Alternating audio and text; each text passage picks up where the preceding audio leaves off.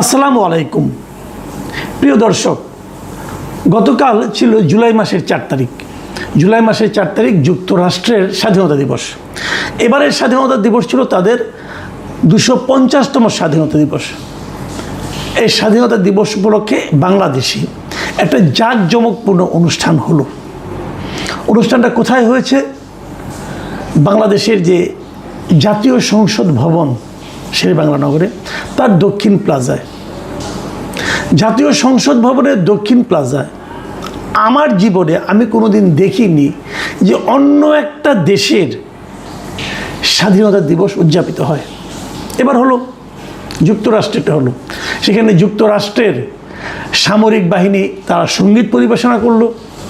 সেখানে যুক্তরাষ্ট্রের পতাকা ছিল, বিশাল ঢাউস একটা পতাকা ছিল। সেই পতাকা পথ করে উড়েছে জাতীয় সংসদের দক্ষিণ প্লাজায়। এবং সেখানে আমাদের দেশের অনেক বড় বড় মানুষ, যাদেরকে আমরা ভোট দিয়ে নির্বাচিত করেছি, এই স্বাধীন সার্বভৌম পার্লামেন্টে পাঠিয়েছি, সেই বড় বড় মানুষেরা সেখানে যে যুক্তরাষ্ট্রের যে রাষ্ট্রদূত ঢাকায় নিযুক্ত, তার সঙ্গে দাঁড়িয়ে সেখানে অনুষ্ঠানে অংশ নিয়েছেন, কথা বলেছেন, সৌহার্দ্য বিনিময় করেছেন। এবং যুক্তরাষ্ট্রে আমাদের কত বড় বন্ধু, যুক্তরাষ্ট্র সারা দুনিয়ার জন্য কত ভালো একটা দেশ, সেটা তারা গদগদ ভঙ্গিতে প্রচার করেছেন। মানে আমি এটা দেখে, বিশ্বাস করেন, আমি একদম হতভম্ব হয়ে গেছি। কখনো দেখেছেন আপনারা যে আমাদের জাতীয় সংসদের দক্ষিণ প্লাজায় এখানে অন্য কোনো দেশের একটা অনুষ্ঠান এভাবে হয়েছে? আমার মনে পড়ে না, হতে পারে হয়তোবা, কিন্তু সেই সময় হয়তো আমি জানি না, অথবা আমার স্মৃতি ভ্রম ঘটেছে কিনা আমি বলতে পারবো না। আপনারা দেখেছেন, এবার হয়েছে। আপনারা যদি যুক্তরাষ্ট্রের সঙ্গে বাংলাদেশের সম্পর্কটা ভাবেন, আমরা অনেক দেশের সঙ্গে আমাদের সম্পর্কের কথা ভাবি, বলি কোন দেশ আমাদের কত বড় বন্ধু, আমরা এগুলো বলি। আমাদের যে স্বাধীনতা, আমরা যে আজকে বাংলাদেশ হয়েছি, এই স্বাধীনতার সময় আমাদের যে যুদ্ধটা হয়েছিল, যেটাকে আমরা মুক্তিযুদ্ধ বলি, সেই যুদ্ধের সময় যুক্তরাষ্ট্রের ভূমিকা ছিল আমাদের মুক্তিযুদ্ধের বিরুদ্ধে। যুক্তরাষ্ট্র এবং চীন উভয়েরই ভূমিকা ছিল আমাদের মুক্তিযুদ্ধের বিরুদ্ধে। চীন তো আমাদের স্বীকৃতি দিয়েছে আমাদের দেশ স্বাধীন হওয়ার 3-4 বছর পরে। তার আগে তারা আমাদেরকে একটা স্বাধীন রাষ্ট্র হিসেবে তো মানতই না। যুক্তরাষ্ট্র দ্রুতই স্বীকৃতি দিয়েছে, কিন্তু তারা পুরো যুদ্ধে পাকিস্তানিকে সহায়তা করেছে এবং এই যুদ্ধে আমাদের বিরুদ্ধে তারা তাদের 7th ফ্লিট, মানে 7ম নৌবহর পর্যন্ত পাঠিয়েছিল। শেষ পর্যন্ত সে চট্টগ্রাম পর্যন্ত আসতে পারেনি। অনেকে অবশ্যই এবার দেখলাম ফান করে বলছেন যে আজকে থেকে 55 বছর আগে তারা যে 7ম নৌবহর পাঠিয়েছিল, এটা এবার এসে ঠিকঠাক মতো পৌঁছেছে। যে এবার যে পৌঁছেছে তার বড় প্রমাণ হলো যে এই সংসদ ভবনের সামনে তাদের এই অনুষ্ঠান। মানে আমি মাঝে মাঝে ভেবে অবাক হয়ে যাই যে আমাদের যাদেরকে আমরা এবার রাষ্ট্র পরিচালনার জন্য যাদেরকে দায়িত্ব দিয়েছি, যারা আমাদের সরকার, তাদের এই কেমন নতজানু মনোভাব। আমি দেখলাম অনুষ্ঠানে কয়েকটা ভিডিও দেখলাম, এখানে আমি ডক্টর খলিলুর রহমানকে দেখে, আমাদের পররাষ্ট্রমন্ত্রী খলিলুর রহমান, তাকে দেখে আমি অবাক হইনি। মানে আমি তো এখনও মনে করি উনি আসলে যুক্তরাষ্ট্রের নাগরিক, এটা মনে করি। কারণ উনি দীর্ঘ 25-26 বছর টানা যুক্তরাষ্ট্রে ছিলেন। যদি উনি নিজে অস্বীকার করেন যে উনি যুক্তরাষ্ট্রের নাগরিক না, তারপরে আমার প্রশ্ন, তাহলে আপনি এত বছর ওখানে ছিলেন কীভাবে? অবৈধভাবে ছিলেন নাকি আপনার গ্রিন কার্ড আছে? তাহলে আপনার গ্রিন কার্ড আছে, কীভাবে ছিলেন? তো উনি তো ওনাকে আমি আমেরিকান মনে করি। আমাদের সরকার প্রধান ওনাকে একজন আমেরিকান নাগরিককে আমাদের পররাষ্ট্রমন্ত্রী কেন বানিয়েছেন, এটা উনি ভালো বলতে পারবেন, আমি জানি না। কাজে ওনাকে দেখে আমি অবাক হইনি। আমি অবাক হয়েছি আমাদের স্বরাষ্ট্রমন্ত্রীকে সেই অনুষ্ঠানে দেখে, আমাদের স্বরাষ্ট্রমন্ত্রী সালাউদ্দিন আহমেদকে সেই অনুষ্ঠানে দেখলাম। আমাদের ভারপ্রাপ্ত স্পিকার, এখন এই মুহূর্তে যেহেতু আমার স্পিকার দেশে নাই, যিনি ভারপ্রাপ্ত স্পিকার কায়সার কামাল, ওনাকে দেখে আমি অবাক হয়েছি। আমি বিস্মিত হয়েছি জামায়াতের আমির ডক্টর শফিকুর রহমানকে দেখে। ডক্টর শফিকুর রহমান দেখলাম সেখানে একটা বক্তব্য দিলেন এবং উনি বক্তব্য দিতে যে যুক্তরাষ্ট্রকে ধন্যবাদ জানালেন। এই কারণে যে বললেন যে যুক্তরাষ্ট্রকে ধন্যবাদ জানাচ্ছি, কারণ ইংরেজি বলেছেন, আমি বাংলায় বলে দিচ্ছি আপনাদেরকে। যুক্তরাষ্ট্রকে ধন্যবাদ জানাচ্ছি কারণ যুক্তরাষ্ট্র মধ্যপ্রাচ্য যুদ্ধ থামানোর জন্য উদ্যোগ নিয়েছে। মানে হাসবো না কাঁদবো?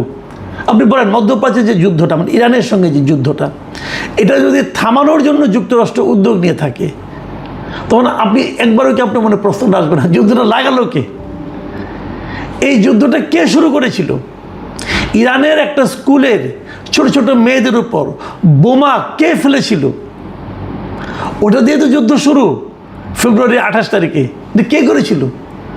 তো যুক্তরাষ্ট্রের শুরু করা যুদ্ধ এখন যুক্তরাষ্ট্র মার খেয়ে, প্যাদানি খেয়ে, তার যান যায় যায় অবস্থা, অগত্যা মুখ রক্ষার জন্য তারা যুদ্ধটা থামিয়েছে এবং বলেছে আমরা তোমাদের সঙ্গে আপোষ করতে চাই। সেইখানে শফিকুর রহমান সাহেব তাকে, এই যুক্তরাষ্ট্রের কে ধন্যবাদ জানাচ্ছে যে ওনারা যুদ্ধটা থামানোর উদ্যোগ নিয়েছে। ভাবুন, শফিকুর রহমান সাহেব তো বিরাট দেশপ্রেমিক লোক না, ইসলাম প্রেমিক, দেশপ্রেমিক। মুসলমানদের মেরে শেষ করে দিচ্ছে, ওটার জন্য তার কোনো মাথা ব্যথা নাই। উনি যুক্তরাষ্ট্রকে ধন্যবাদ জানাচ্ছেন। এই হলো আমাদের দেশের রাজনীতি। আসলে না, একটা কথা বলি আপনাদেরকে আমি, যে রাজনীতিটা এত খারাপ একটা জিনিস। রাজনীতির স্বার্থে মানুষ মানবিকতা ভুলে যায়, মানুষ ধর্ম ভুলে যায়, মানুষ জাতির সত্তার প্রতি যে আত্মসম্মান সেটা ভুলে যায়। রাজনীতির স্বার্থে তাদের কাছে পরাধীনতাও অনেক মিষ্টি লাগে। আমরা তার নমুনা দেখলাম।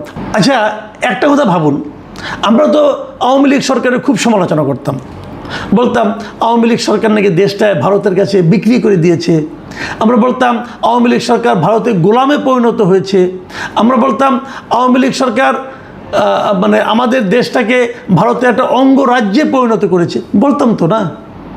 তো এই যে আমরা বলতাম, বলার পরেও কখনো কি ভারত তাদের স্বাধীনতা দিবস অথবা অন্য কোনো জাতীয় দিবস আমাদের এই জাতীয় সংসদ প্রাঙ্গণে করার সাহস পেয়েছে অথবা আমরা করতে দিয়েছি? যদি ধরেন তো একটা কথা, যদি হতো, যদি আমাদের এই দক্ষিণ প্লাজায় আওয়ামী লীগ আমলের কথা ধরেন, এখনকার আমলের কথা বলছি না, আওয়ামী লীগ আমলের কথা, যদি তারা এখানে একটা অনুষ্ঠান করতো তাদের জাতীয় দিবসের, তাদের স্বাধীনতা দিবসের, সারা দেশে কি হতো? এই জামাত ইসলাম, এই বিএনপি অথবা অন্য অন্য রাজনীতি, এই বামপন্থীরা তারা কী করতো? এই মন্ত্রিসভায় কিন্তু বামপন্থী একজন নেতা আছেন, জোনায়েদ সাকি, বিরাট বিপ্লবী। তাকেও দেখলাম যে ভেজা বিড়ালের মতো ওই যুক্তরাষ্ট্রের যে রাষ্ট্রদূত আছে তার পাশে দাঁড়াতে পারে নিজেকে খুব গর্বিত মনে করছেন, কাচুমাচু করে দাঁড়িয়ে আছেন। এটাও দেখলাম। তাহলে আপনাকে একটা কথা ভাবুন, যদি ভারত এখানে একটা প্রোগ্রাম করতো তাহলে তার কি রিয়াকশন, কি রিপারকেশন এদেশে হতো, এদেশের পলিটিক্যাল পার্টিগুলিতে হতো। অথচ আজ যখন যুক্তরাষ্ট্র মানে একটা অনুষ্ঠান করলো, তখন আপনারা তার কোনো রকম একটা শব্দ প্রতিবাদ দেখেছেন কোথাও? কোনো একটা পলিটিক্যাল পার্টির মধ্যে দেখেছেন? আমি কেবল একটা দেখলাম, একটা বামপন্থী দল কি বাসদ, ওরা একটু প্রতিবাদ করেছে। আর কারো প্রতিবাদ হয়তো করেছে, কোনো করলে ওরকম বামপন্থীরাই করবে। আর কারো তো এরকম আত্মবিশ্বাস অথবা ওরকম মেরুদণ্ড আছে বলে আমার কাছে মনে হয় না। কিন্তু এরা করলোটা কি? মানে এটা কি ডিজাইন? আসলে সেই যে আপনারা মনে করতে পারবেন, এই যে ডক্টর ইউনূস বলেছিল একটা মেটিকুলাস ডিজাইন ওনারা করেছেন, রিসেট বাটন টিপে দিয়েছেন। এটাই কি সেই মেটিকুলাস ডিজাইন? এটাই কি সেই রিসেট বাটন টিপে দেওয়া? আমরা যখন, বিশেষ করে আমি যখন ইউনিভার্সিটিতে পড়তাম, মাঝে মাঝে আমরা যখন ছাত্র রাজনীতি করতাম, বিভিন্ন রাজনৈতিক দলের লিডারদের কাছে আমরা একটা কথা বলতাম প্রায়, সেটা হলো কি, যে দেয়ালের লিখন পড়ুন, দেখুন মানুষ কি বলছে। মানুষের বক্তব্যগুলো দেয়ালে দেয়ালে থাকতো। এখন তো দেয়াল লেখন উঠে গেছে। এখন আমি মাঝে মাঝে বলি সোশ্যাল মিডিয়ার কমেন্টগুলো দেখুন আপনারা, সোশ্যাল মিডিয়ায় কে কী বলছে শুনুন। বলবেন হয়তো ও তো অমুক দল, সে তো তমুক দল, যে দলেরই হোক, কথাগুলি শুনুন, কথাগুলি লজিক্যাল মনে হয় কি না সেটা একবার ভাবুন। আমি এই সরকারের জন্য, যারা এগুলি করছেন তাদের জন্য এরকম সোশ্যাল মিডিয়া থেকে কিছু কমেন্ট আপনাদেরকে একটু আমি পড়ে শোনাতে চাই। কে লিখেছেন নামগুলি বলার, আমি কমেন্টগুলো পড়ে শোনাতে চাই। একজন লিখেছেন, যারা আমাদের স্বাধীনতাই চায়নি তাদের স্বাধীনতা আমাদের দেশেই পালন হচ্ছে। বাহ, সুন্দর। আরেকজন লিখেছেন, এখন থেকে বিশ্বের সকল দেশের স্বাধীনতার উৎসব বাংলাদেশের সংসদ ভবনের দক্ষিণ প্লাজায় পালন করা হোক। যারা আমাদের স্বাধীনতার বিপক্ষে ছিল তারাই এখন পরীক্ষিত বন্ধু।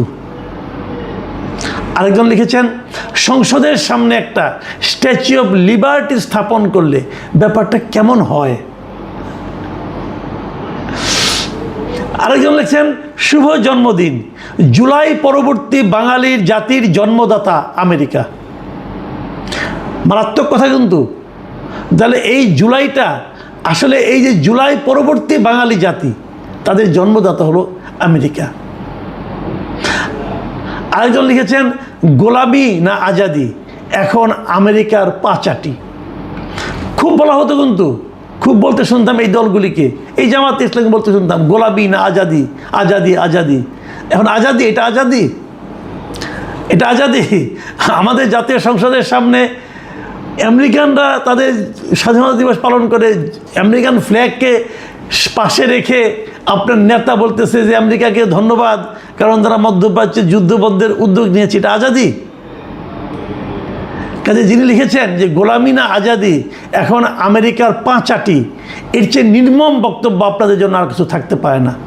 বাট সমস্যা হলো কি, আমি জানি এটা আপনাদের গায়ে লাগবে না। গায়ে লাগবে না এই কারণে যে আপনারা তো সিদ্ধান্ত নিয়ে মাঠে নেমেছেন। আপনারা পা চাটার গোলামি করার সিদ্ধান্ত নিয়ে যখন কেউ নামে, তখন তাকে কিন্তু গায়ে লাগানোর মতো কিছু বলা যায় না। আপনি যাই বলবেন সে হে হে করে হাসবে, তার তো গায়ে লাগবে না। আমি ভাবতে পারি না যে আমরা জাতি হিসেবে কোন দিকে যাচ্ছি, আমি আসলেই ভাবতে পারি না। আমি একটা স্বাধীন সার্বভৌম রাষ্ট্রের একজন নাগরিক হিসাবে সত্যি কথা বলতে কি আমি অপমানিত বোধ করছি। আমার জানার খুব আগ্রহ, সরকার প্রধানকে আমি বলছি, ভাই এই প্রস্তাবটা আপনি কিভাবে অনুমোদন করলেন, অথবা এই প্রস্তাবটা আপনার কাছে কে নিয়ে গেল, কে আপনাকে বললো এটা করলে পরে খুশি হবেন, কে বলল, তাকে দয়া করে চেয়ে রাখেন। সে আপনার মিত্র নয়, সে আপনাকে ভাজুং বুঝায় এই কাজটা করছে। সে আসলে আমেরিকার পারপাস সার্ভ করছে, এবং সে আসলে আমেরিকার চর, যুক্তরাষ্ট্রের চর হিসেবে সে এখানে কাজ করছে, এবং এর মাধ্যমে সে যুক্তরাষ্ট্রের যে পারপাসটা সেটাই সার্ভ করবে। এখানে লাভ হবে মাত্র একজনের, সে লোকটাকে এখানে যে যুক্তরাষ্ট্রের যে অ্যাম্বাসেডার আছেন এই দেশে, মিস্টার ব্রেন ক্রিস্টেনসন, তার লাভ হবে, আর কারো লাভ হবে না। সে ট্রাম্পকে বলতে পারবে, দেখো এই দালালগুলিকে আমি কোথায় এনে নামাইছি, আমার পায়ের কাছে এনে বসাই দিছি। এ বলবে আমাদের দেশে যুক্তরাষ্ট্র